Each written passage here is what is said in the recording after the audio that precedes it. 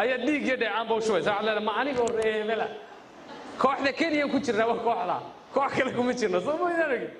koox kale kuma jirno dunidan maanta way isbedeshay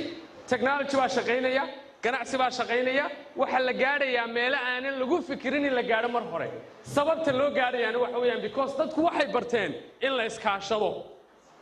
in adigu aan aniga wax ku ahay aniguna aad adigu waxay ku tahay haddaynu israacnana aynu gaadhayno meel aad u fog teamwork makes a dream work war inaad koox la shaqaysato oo si kooxaysan oo tiima loo wada shaqeeyaa hamigaan ku wada fikiraya inay dhabaynayaan oo xaqiiqo ka dhigayaan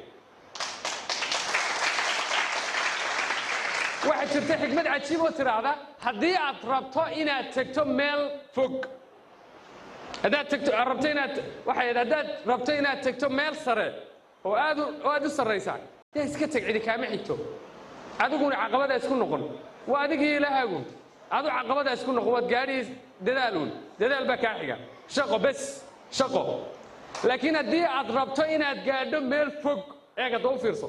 haddaad rabto inaad gaadho meel fog dad baa la raacaa dad baa khasaba inaad raacdo waayo meesha fogay tagaysa dugaag baa jooga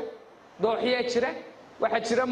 gurcud madow waxaa jira wax kaste oo ku khalkhaliya cabsi gelin kara dad baa la raacaa haddaad meel fog tagayso waxaan ku noolnahay duni aanad keligaa waxba noqon karayn maanta albaab walbood hor istaagto furihiisa qof baa haya waa khasab inaad qofkaa barato sida loola shaqaysto teamwork makes a dream work